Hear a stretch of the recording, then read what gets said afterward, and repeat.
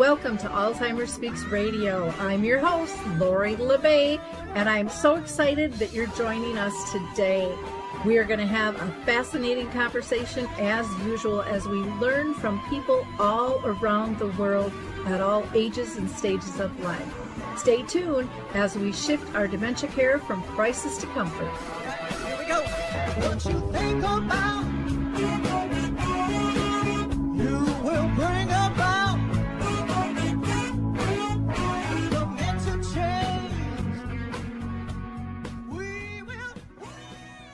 Well, hi, everyone, and welcome back to Alzheimer Speaks Radio. I'm your host, Lori LeBay, and I'm thrilled that you can join us today. We are going to be talking about making everyday fun day when dealing with dementia and caregiving, and so you're going to want to tune in. But before I introduce our guest, I always want to do a couple of quick shout-outs. So one is a big, huge thank you to the Mark Arneson Band for allowing us to use their song Clarion Call. You can download that on any of your favorite music platforms to show your support for that group. They are absolutely fantastic. And for those of you that are new to our show, Alzheimer Speaks is about sound information, not just sound bites. We want to have a real conversation. So we chat for about an hour here with our guests so that we can go in depth to really learn the details behind whatever the project or topic that we're talking about, business, service, or tool. Everyone is welcome here. So maybe, just maybe, you'll be our next guest. Now, if you haven't noticed, we have finally rolled out our new website. Actually, it's the same name, alzheimerspeaks.com, but it's much easier to maneuver. There you'll be able to find free resources all on one page, from tools and tips to different types of videos, to programs and services, or if you're interested in marketing and branding, and even about my mom, the mother behind the mission here. Some of you might not know that my mom lived with dementia for 30 years, and that's actually what got me into this space. Also, I want to give a shout out to Saltbox TV. If you're not familiar with this great new free online streaming service that was designed specifically for seniors, please go check it out. And then also Maud's Ventures still is open. They're giving seed money, $50,000 to $100,000 in 3 different categories for dementia-focused projects. So go to maudsventures.org. And then if you are looking for a support group, I still do Arthur's Memory Cafe, which is sponsored by Arthur Senior Care on the 2nd and 4th Wednesday of each month at 1 o'clock Central Time. And then also I work with Brookdale North Oaks. We meet the last Wednesday of the month at 10 a.m. Central at the Shoreview Community Center. And that actually has respite for people. So you can come, and you can also bring your loved one with dementia as well. And if you haven't finished your summer plans yet, the Memory Camp still has openings August 15th to the 18th, and you can call them at 715-479-8255, and that is for people with dementia as well as their families. We are going to hear from the Adaptive Equipment and Caregiving Corner, and then I'll be right back to introduce our guest. I love the footbar walker, and let me tell you why. It is the option for my toolbox that I've been waiting for. Let's be honest, there are some clients who, despite our best rehab efforts, just aren't able to return to performing a sit-to-stand transfer on their own. Now I can offer my caregivers an easier, safer option that doesn't involve hoisting their loved one up from a sitting position. I don't recommend this walker for all of my clients, but I do recommend this walker for those caregivers looking for an easier, safer option with transfers. I would also encourage other therapists to add this walker to their toolbox. It's kind of like having my own mobile parallel bars for the client to pull up on. Whether it's a family caregiver at home helping a loved one with Parkinson's or dementia, CNAs in a long-term care facility assisting their patients, or therapists adapting to client and caregiver-specific needs, we now have a very safe and effective option to offer in the footbar walker. Check this product out at thefootbarwalker.com. That's it for today from Adaptive Equipment and Caregiving Corner. Have a great day, and don't forget, if you can't do it, adapt it. Okay, so we are back, and I finally get to introduce you to our guest. we have Dr. Linda Ganzenmuller with us, who is a psychologist whose practice focuses on senior citizens, their families, and caregivers. And she's done that for more than 12 years now. Linda also started a series of books and presentations designed to help families work together to build their own personal best plan for handling difficult situations. And we know families have those many times. So today we're going to also focus on her book, Every Day is Funday with Grandma Stella. So we have a lot to learn. So sit back and listen and enjoy. Well, Linda, I am so excited to have you on the show today. You're doing some really cool things. And before I get into my line of questions, I always like to ask all my guests if they've been personally touched by dementia in their own family or circle of friends. Well, for me, my experience with dementia is mostly professional. You know, in my career as a psychologist, I've spent the last 12 years really working almost exclusively with senior citizens, their families, their caregivers. And so in that amount of time, there have been dozens of people, many people who and families who I've dealt with, who have been going through it, and who I sort of took the journey with. Yeah, it's kind of hard not to walk alongside them. You know, it's such a personal thing for people to even speak about. And so I kudos to you, because I really think more people and more families could be helped by talking to a psychologist, you know, in this process. But there's a little taboo still attached to psychology for some people, not for everybody. Have you, let me ask you that question just because I brought that up. Have you found that people are pull back a little bit from coming to see you and talking about, you know, caregiving and things? I think that for me, very often the relationship starts with the son or daughter of a person with Alzheimer's calling me up and saying, you know, my dad has finally agreed to talk to somebody about the things that they're going through. And over time, I tend to be more involved with families than I might be if I was, you know, doing counseling with somebody, you know, in their 20s, 30s, 40s. And so I form a relationship with the family. And then as time goes on, they're more likely to come to me with questions and to ask me what's going on, you know, and to ask me what to do. And I also have the opportunity, you know, having done this for so many years and being part of a networking group, to be able to help them if they need help, if they need any kind of professionals to come to the home or to give them some advice, you know, they're able to come to me for that as well. So when people come to you originally, are they coming for the person diagnosed versus the caregiver then?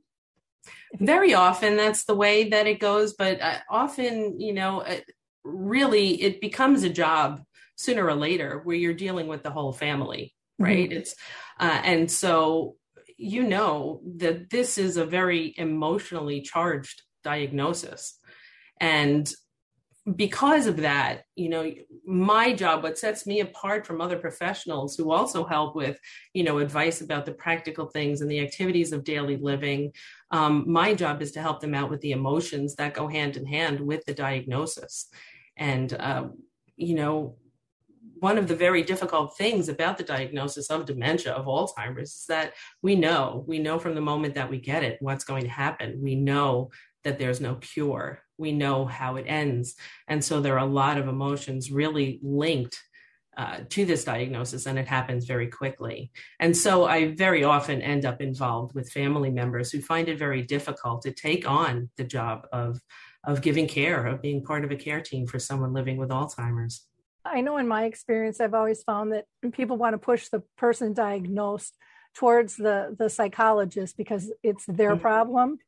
And yet, and then after a while, everyone kind of realizes, no, this is all of us here. This is all of our communications. This is affecting all of our thoughts and dreams and perceptions of life, you know, as a whole. And so we all really need that support. That's a very big part of the problem of giving care, is that caregiving is never even, right? It's never equal. And we have to realize that everybody is involved. Everybody is involved in this. And my hope is always to get the whole family to kind of get together and decide, well, who needs what, who's got what to offer.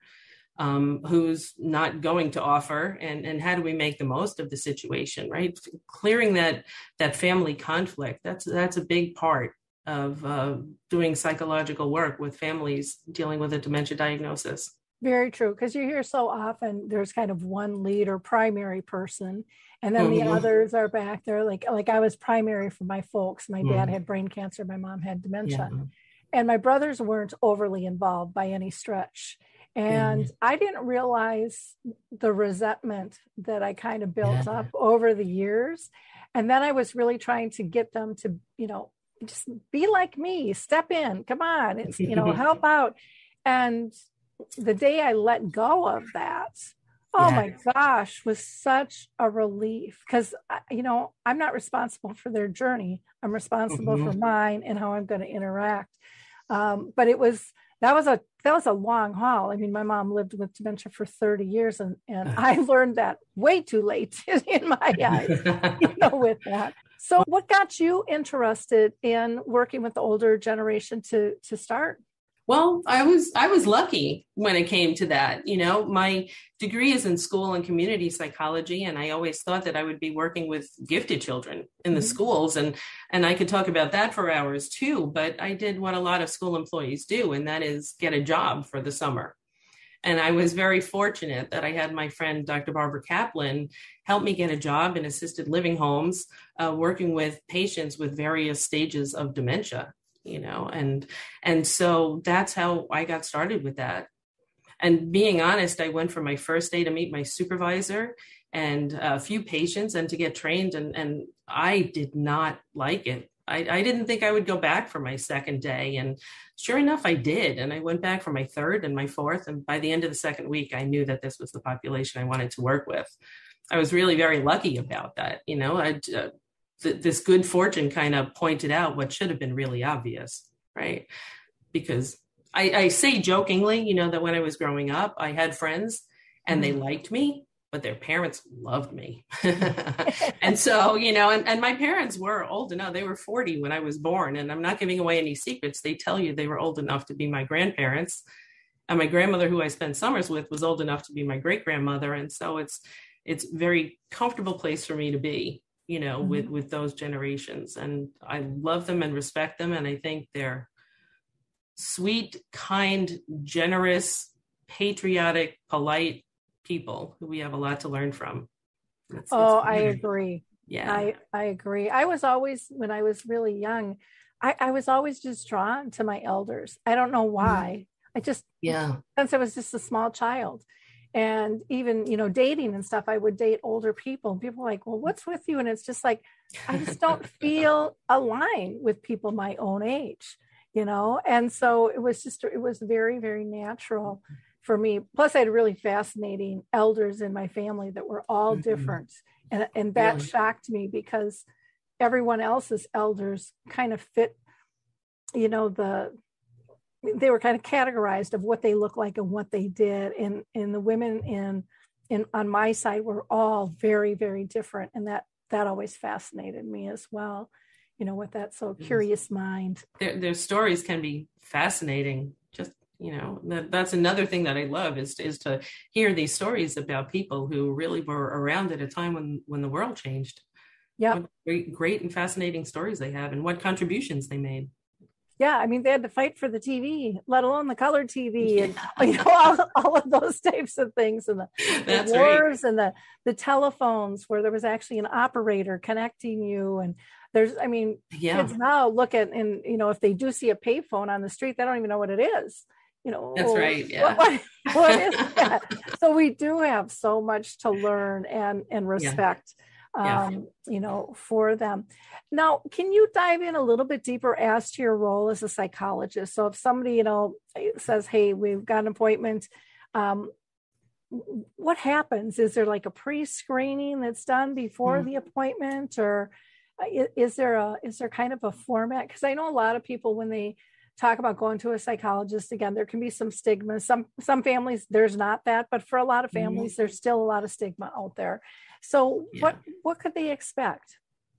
Well, once they come to me, like I said, typically speaking, because my patients are older and a lot of people will do research online, right? That tends to be the people in their 40s, 50s, 60s who are doing the research, and they reach out to me first. And either they'll say, I'm dealing with my mom who has X, Y, or Z, and, I really need some help coping with that. Or my mother is struggling, because she has this diagnosis, or my dad has this diagnosis.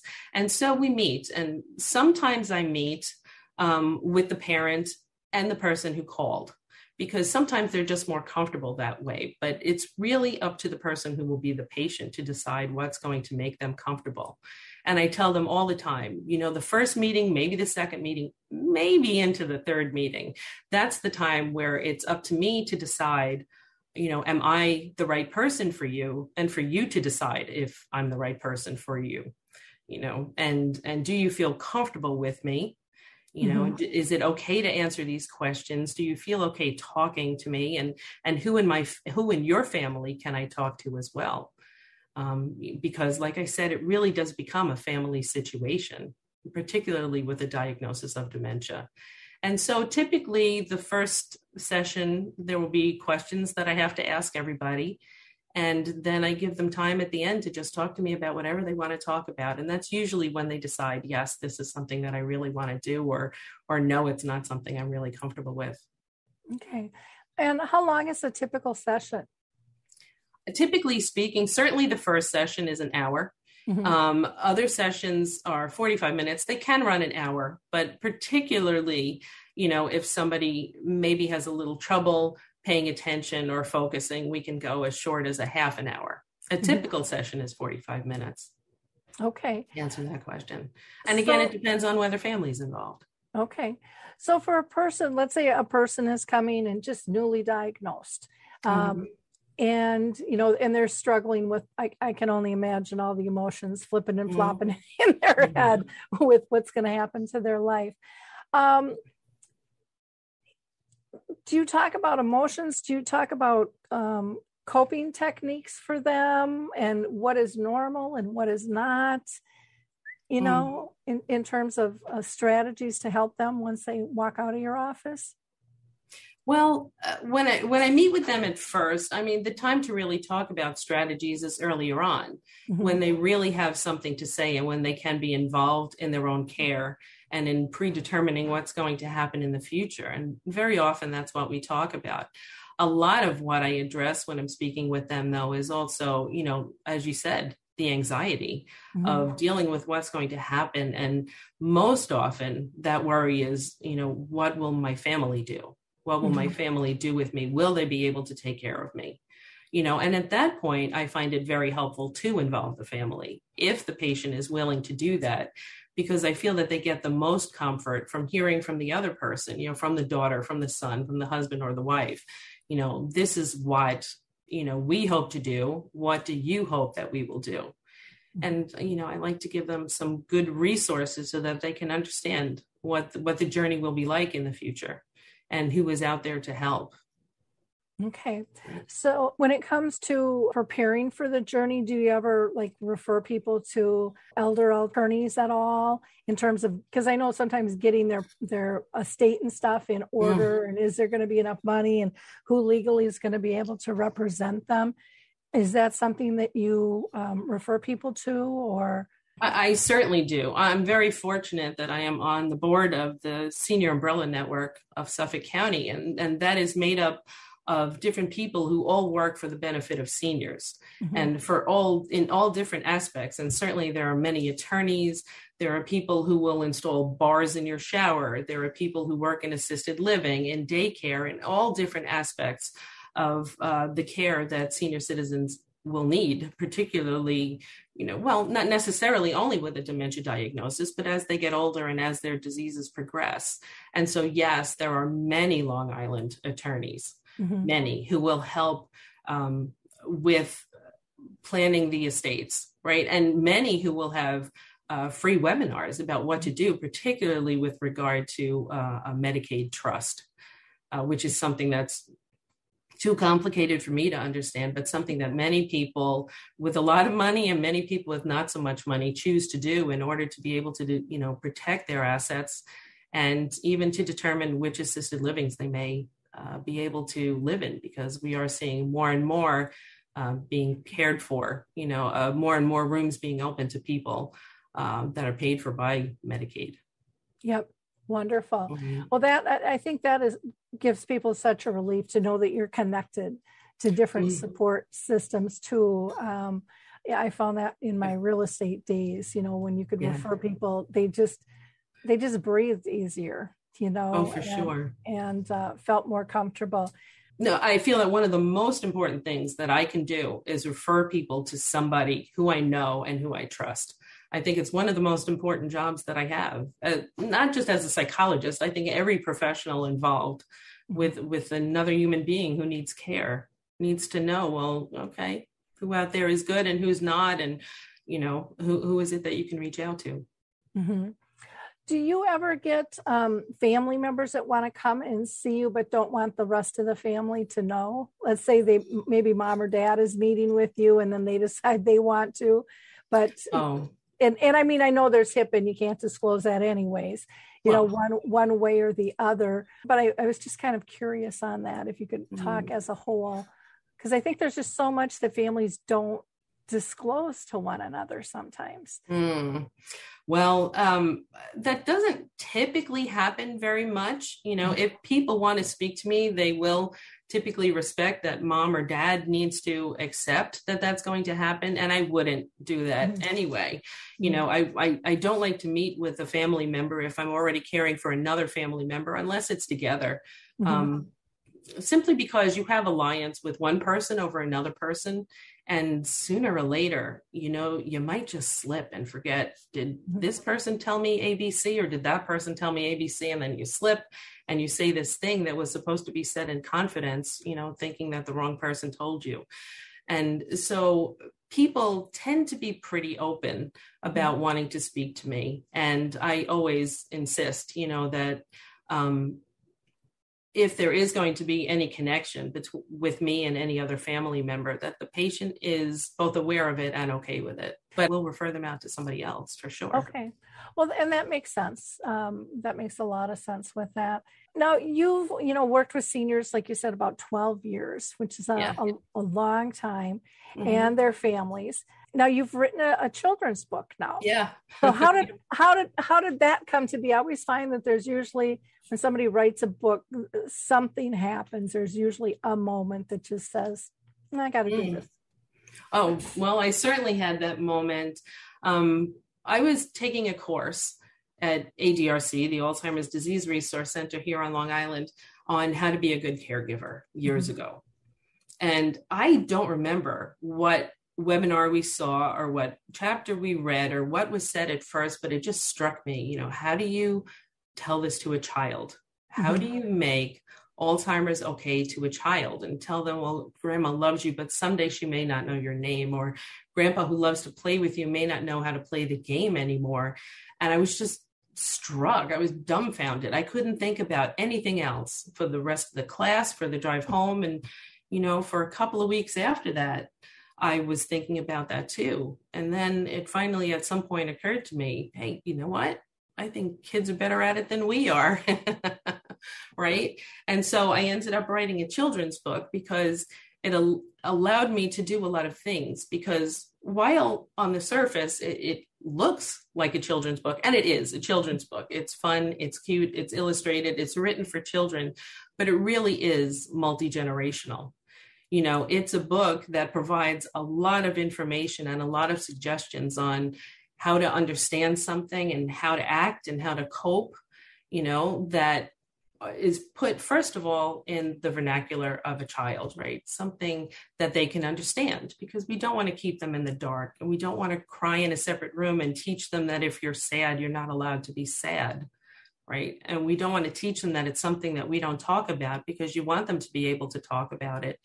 And so I provided this book for children thinking, well, they need this information. It's an important thing to give to them.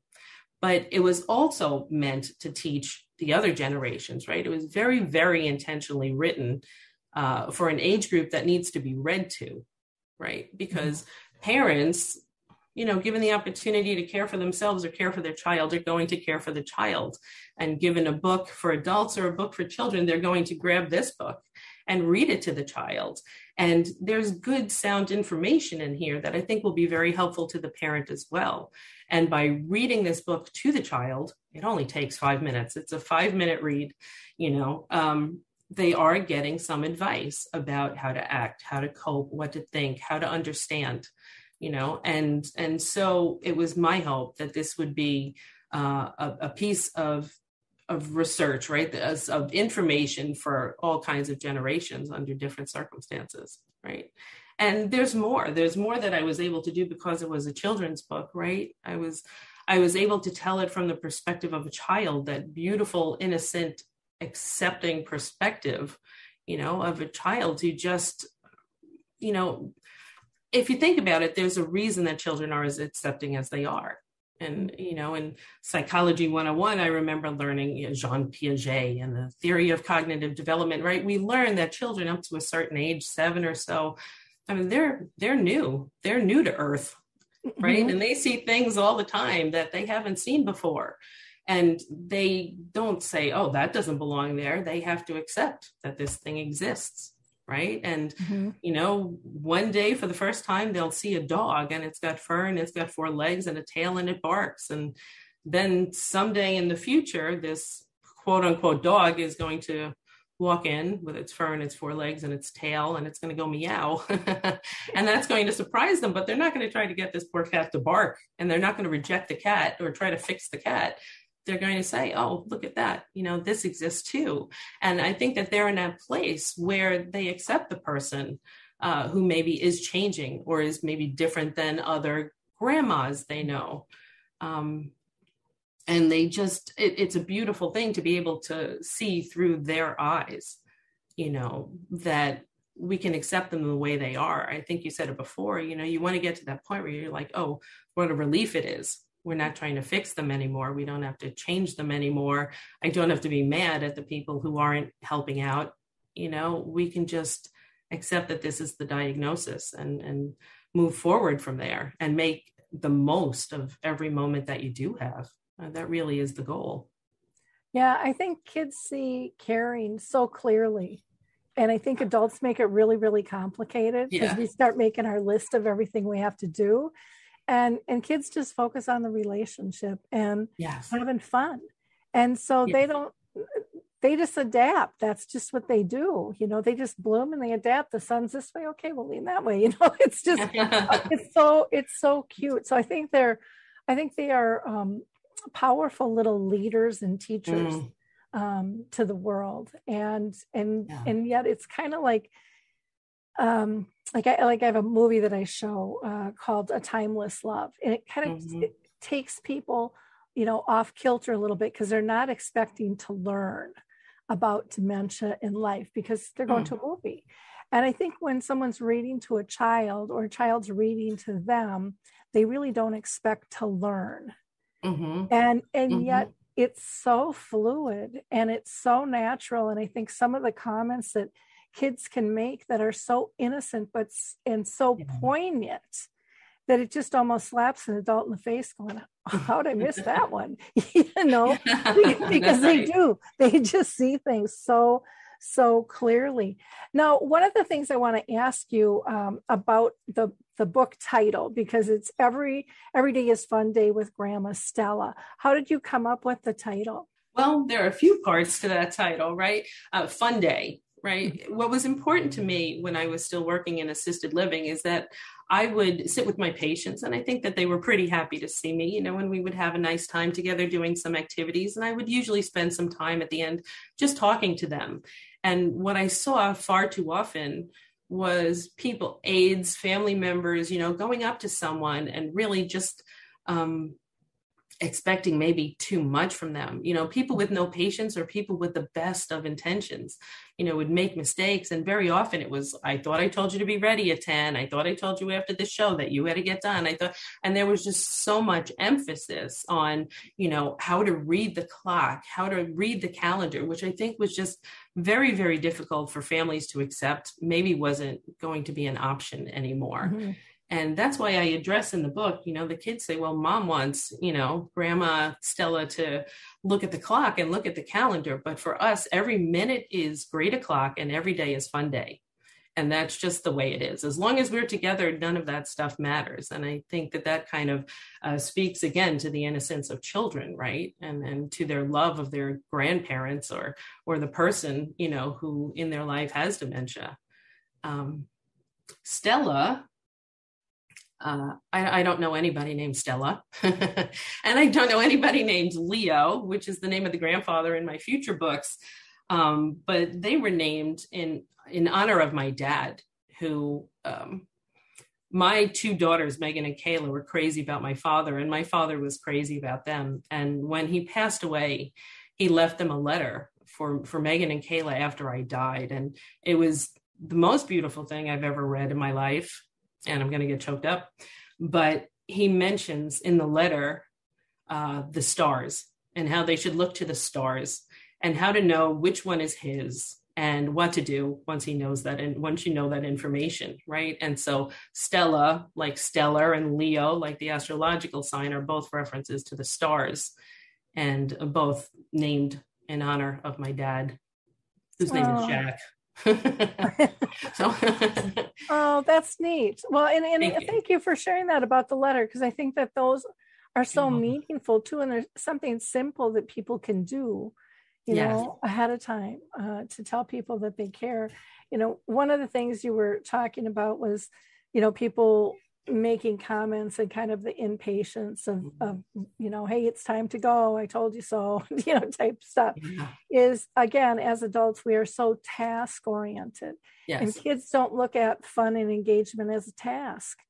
They just look at it as fun, and how do we get there, and even if you got to take a detour or a side road, they're still going to get to that path of fun.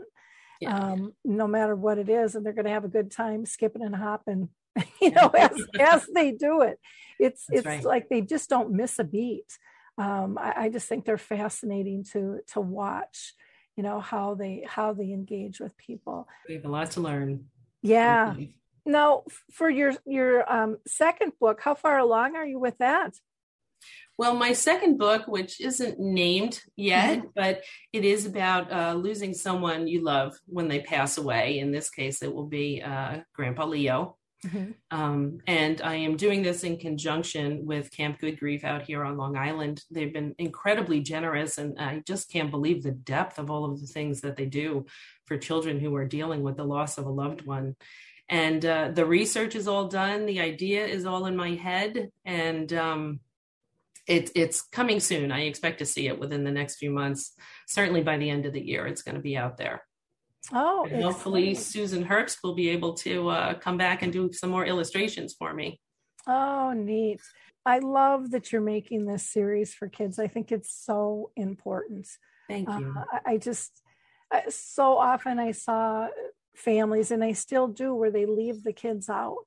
Yeah. At all different ages, even teenagers who sometimes are watching grandparents and, coming home from school and having to kind of cover a couple hours till the folks come home, don't really know why.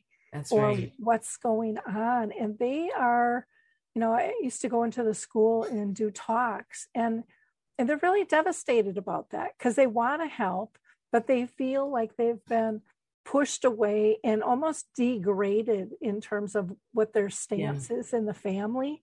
And it really throws them off, in terms of what is my role, or why don't they trust me, to know this and to help. And they're so dang creative, in terms of how they approach things, which I think us as adults really need. We need to get out of that box of this is the way you do it, because we're all a little bit different. Right. Thank you. And I think that it's a primary focus, as it turns out, not only about Alzheimer's and dementia, but as I spoke to people about, as I learned about grieving someone who passes, it is so important to be able to talk about it. And, because otherwise we're just taught, no, don't talk about it. Hide your feelings, don't talk about it. I'm not going to tell you about, and in some ways, again, we can have very good intentions and just want to protect our younger generations from having this pain. But really, that's not what we're doing. We're just making it harder and harder for them to talk about it or to accept the feelings that they have, or even know what to call those feelings, right? Yeah, I was lucky. My mom always brought us to the wakes and the funerals, but she would actually get scolded by her friends. They're too young. They shouldn't be here. And in looking back, right or wrong, this is just my own personal thought. People didn't bring their kids because they didn't want to have to answer questions they weren't ready to answer. I think you're absolutely right about that. I think that's why we keep our children in the dark, because we don't want to have to confront the situation and, upset them, upset ourselves. We really just want to avoid that. And then it just, it just makes everything spin, out of control, I think even longer. And then you're alone doing it versus if you could do it together and kind of help pull one another up. I just learned so much, even on my mom's deathbed. She was still teaching about death and dying. She was pretty much comatose, but she was coming to me in dreams. And a few months prior, she told me I wouldn't be there when she died. And I'm like, but I'm that person. I mean, I'm always that person who's sitting bedside with somebody. And she's like, nope, I need you gone. I need to know you're still going to do this work, that we've created. And the rest of them have to be present. And they need to be part of the dying process. So like 4 months, I think it was like 4 months later, 3-4 months later, literally, I have 2 keynotes in Arizona. And so I have to go because I don't have anyone to replace me. And I felt comfortable doing that because I knew that's what my mom wanted. But what I didn't realize, I had prepared myself to stay in touch by phone, but we ended up FaceTiming, and we had these miraculous conversations I had with my, not so much conversation with my mom, but I could talk to her, but she couldn't really respond to me. But I could even get my family in line when my older brother was just getting everybody like twisted up. I could crack a joke and put him in his place and cut the ice, over video.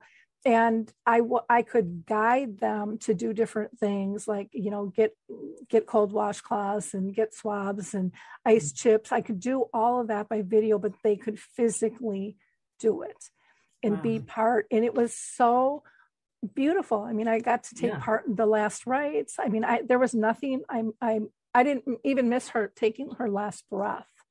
I got to see that. And so she orchestrated, I believe she orchestrated it to a T, but that was just a really important thing to her all of her life, was that people learn to accept, death and birth as equal. This is the cycle that we live in. And I thought she just did it in a really, really amazing, amazing way. I've never heard it put that way before. I do think that they have just a tiny little bit of control sometimes, because what I hear, I would even say more often than not, much more often, most of the time, people will say to me, I was with my husband, my wife, my mother, my father the whole time. And then I left to get a sandwich and they passed, or I had to get a shower, or I thought they were okay, and this is something that I just hear all the time. It's just that small window of time when they're gone is when their loved one passes. And I just can't help but think that there's a reason for that.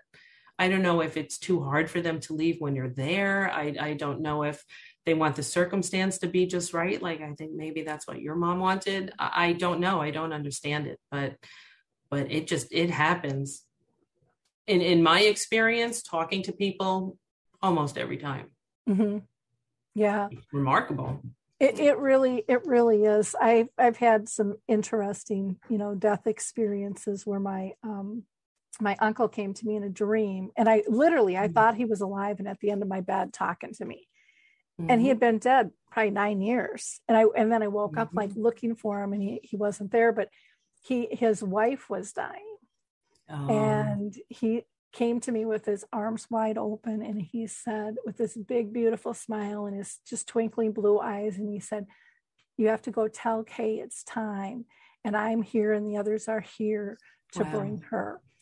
And so I laid in bed kind of thinking, what should I do? And I'm like, well, you better get in the shower and get down to the hospital.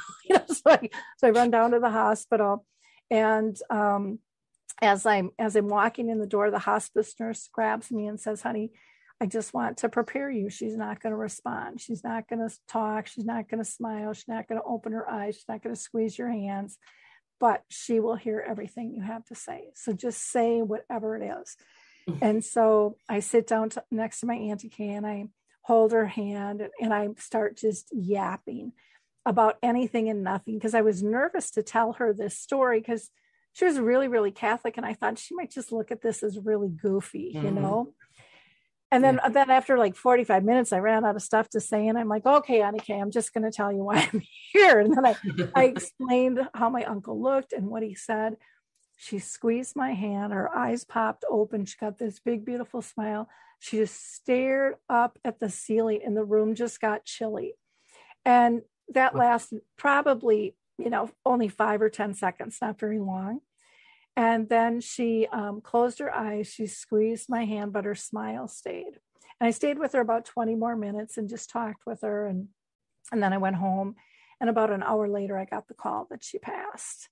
Wow. And it was such a beautiful experience. But their kids were upset with me that their dad came to me. Why didn't he come to us? And it was almost like kind of a jealousy type thing is what it felt like to me. And I said, because you weren't ready. You couldn't deal with that. And he knew it was her time. Yeah. And which one would he choose? Yep. Which ones would he not? Yeah. Exactly. And so, it was a few years later, and we talked, they said, "Thank you. That was the right thing to do. You're right. We wouldn't have been able to handle it, because then we would have been grieving him on top of losing Mom." It's interesting, all the unknowns. But I do believe that there's a lot of beauty within that. One of the big lessons I always try to teach people, and I never realized this until my dad died, because I spun when he died. I kept reliving him dying over and over. And when he passed, I had my hand on his chest telling him he could go, and I felt the energy go up my arm, literally. And I kept looping and looping and looping. So I went and I talked to somebody about that. And I finally came to the realization that you can't grieve that deeply, or, feel that sad, whatever words you want to use, without loving that deeply. That's right. And that always helps pull me out, going, how lucky was I to have loved that deeply, to hurt this bad, because so many people never, experience that other side. So I think anything that we can do to help explain that to people, I think is just really, really beautiful thing. And I highly encourage people to go ahead and talk to a psychologist. I mean, you guys are so helpful, can just help balance us, because I think so often people think, am I going crazy? Why are these emotions so strong? Or why can't I control this pattern of whatever it is? I've always been in control. And then people just a lot of times feel lost. They absolutely do. And depending on the circumstances, but I mean, what you're explaining, right, is very much anxiety. Anxiety makes itself worse. You become anxious, and then you become anxious about the symptoms that you have about anxiety. And the very nature of anxiety is to take things to the worst case scenario as quickly as possible. Right. And so I think it's very important to have an understanding of that's what this is, when you're feeling those moments. And I think that's the answer to a lot of things. A lot of things are really big. Dementia is a really big tower of blocks, right? You want to break it down into small, digestible, understandable pieces.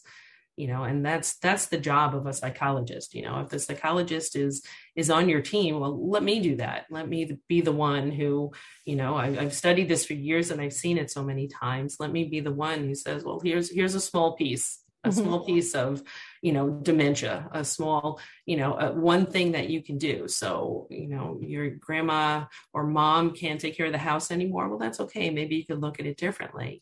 She doesn't understand what you're saying anymore. Well, look her in the eyes and speak more slowly, or, these are little bits and pieces of information that you can have and use and take with you to understand. Because once you understand, it's really hard to be angry, with yourself. It's hard to be angry with the other person. And it just helps us to accept better the situation that we've been given. Exactly. You take away that aloneness, when there's somebody else supporting you. I mean, that's huge.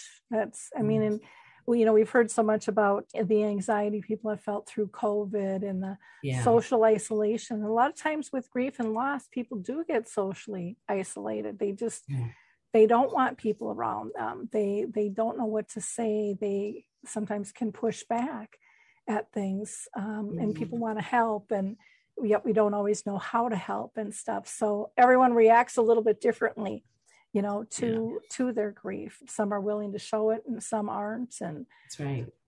And in both ways, cause, I'm sure, some friction within the person, no matter what it is, because you're still processing. That it's very, very important to understand that everybody grieves differently, and you need to accept that. And if you know that the person, your brother, your sister, whoever it is, if you know that that person loved the person who passed, then you need to accept the way that they're grieving. Because otherwise there's so many family fights. This one's not grieving enough. This one cries too much. This one can't stop this or that or the other. And then you end up angry with each other, but no, you need to just accept however they are grieving, be there. You want to be the companion. You want to, as Alan Wolfeld says beautifully in so many of his books, you want to be there as a companion. You want to be there as somebody who can support, not put the person down and not fall apart. Just be there to listen and let them tell their story and honor the person who they miss. Yeah, that is a real important piece. And it's a difficult thing to do for a lot of people, to get to that acceptance. If everybody is the same, kind of like with dementia, people like, well, they can't have it because, my parent didn't act like that, or my symptoms. I mean, you get these battles, and it's like, gets down to when you've met one person with dementia, you've met one, just like when you've met one human being, you've met one. We all tick a little bit differently. We have different triggers and joys and habits and all kinds of things. Acceptance and patience, I think, are the two biggest pieces that can bring peace to people dealing with dementia or any type of grief. I agree. So. Understanding it and accepting it, and just, recognizing, like you said, that people are different in how they cope, different in what they do, and just different in personality. And different in going through the stages of dementia too. Some people have these wild fantasies about one thing I hear often is, men imagining that they're war heroes, right? That they're saving the ship, and it's okay to just go along with it and accept that that's what they are, Sooner or later, whatever blog you might read or webinar you might go to or article or book or whatever, sooner or later, if the book is about Alzheimer's or dementia, the author will say in their own way, you have to learn to be where they are, right? Yeah, I might say you have to learn to think with a brain that works like theirs, because they're not really going to think with a brain that works like yours, right? You have to come from their place and you have to understand them. Yep. Yeah, and there's that other saying too. You're never going to win an argument with the person with dementia, because that the rationale. And again, it depends on where they are in the progression. Because I know in the beginning stages, my mom still trumped me out a few times, in arguments and so there's those moments of clarity, and but I think if we focus on joy and believing that it still exists and that our connections are still there and that we're not handing them over to the disease. I think that's probably one of the most devastating things that I hear families do is they lose hope and they give up their connection because that's what they've been told through old school information. That's right. It's easier, right? That's what other people say. Why would you want to keep going back? Why would you do that to yourself? And yet that's not the way to go, right? And I think Teepa Snow said it very well too. It's not unusual to look up dementia and see a picture of a young, healthy brain compared to a brain after dementia and look at the comparison, and Teepa mentioned, there's a big difference between brain number 1 and brain number 2, but there is also a lot of years between brain number 1 and brain number 2. And there is still so much left to do. You have to make the most, she says, of what you have, of what is left, and gracefully let go of what's left, of what you don't. And I think that that's just so beautifully said. You don't want to miss those moments, those moments that you have where you could maybe still travel. We're talking about typically 10 years for you, which is a long time. For you, it was 3 long times, right? But you have some time still to enjoy things, to get your affairs in order, to fill out these grandma books, to fill out these stories and leave your legacies the way that you want to leave your legacy, and just enjoy the moments, give quality to the life. Yeah. Well, and we're seeing people live longer too, because they're getting diagnosed younger, and even though they say young diagnosis, some with early onset can go faster, but there's people like my mom, 55, she lived till 86.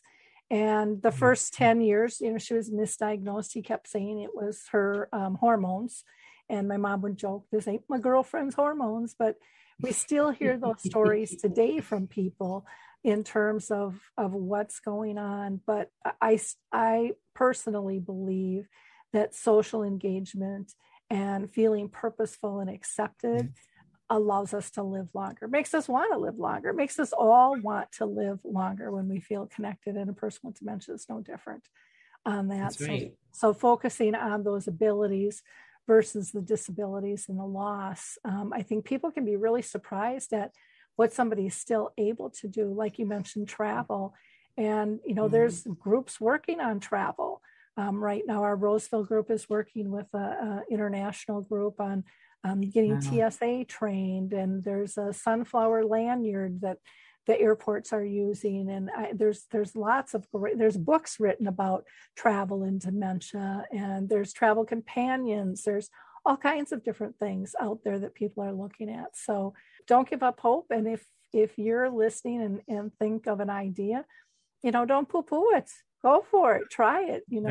See how to improve the world. Little steps by all of us, make the world a better place. And, pick up Linda's book, I think. And what's the best way for them to get that, Linda? Is it to go to your website, or? You can go to my website. It's also available on Amazon, Walmart, Target, Barnes and Noble.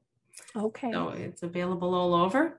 I would love for you to visit my website, Wise and Worth Listening To, for seniors who I think are wise and worth listening to. And if you have a story to tell, if you have a letter to write to someone, if you want to explain what it's like to get older, or maybe have dementia, live with somebody with dementia, or maybe you live through an interesting time in history, please come and contribute to the website. I'd love to give you the opportunity to do what we do all the time, express ourselves online.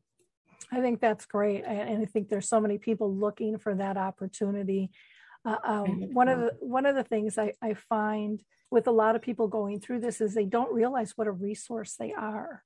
If they're living with it, if they're a family caregiver, they just look at, well, I'm a person living with a diagnosis, or I'm a family caregiver. And it's like, you are both a wealth of information. Don't right. Fool yourself, because you're not fooling the rest of us. We know how much knowledge you have. We just need to find more comfortable spaces for them to enter and want to share that, because they are so informative. They are. So again, the website is wiseandworthlisteningto.com, and you can email Linda at drlinda, GANZ@gmail.com. She is also on LinkedIn and on Instagram and Twitter as Dr. spelled out Linda G. That's right. Yep. Thank you so much, Linda, for spending this time with us today. I think you gave people a lot of great ideas. One last question, I guess, for you. You mentioned you're in the New York area. If there's somebody in another state, can you help them? Are you licensed in other areas? I am currently licensed to practice psychology in New York and in Florida, and I'm working on extending that to all the different states. But at this moment, that's not an option for me. But it's coming. It's coming, and I do have webinars that I would love to have people attend that may be helpful if that's something they're looking for. And those would be listed on your site then? That's right. And I have one coming up on July 10th, More Feeling, Less Thinking, the role of compassion in dementia and Alzheimer's care. Wonderful. Well, jot that down on the calendar, July 10th. Go to her site and register for that. Thank you so much, Linda. Really appreciate your time today. Well, thank you so much. It was really a pleasure. And for our listeners, I hope you like, click, and share this episode. There's always so much we can learn. So it's good for us to all pass this to our circles, because there's a lot of people in our own circles that are dealing with dementia that we don't even know about because they're not comfortable speaking about it. But what I have found is the more information that's out there, the more comfortable they'll feel like accessing it when the time is right for them. So thanks, everybody. Have a wonderful week. Bye-bye. Bye now.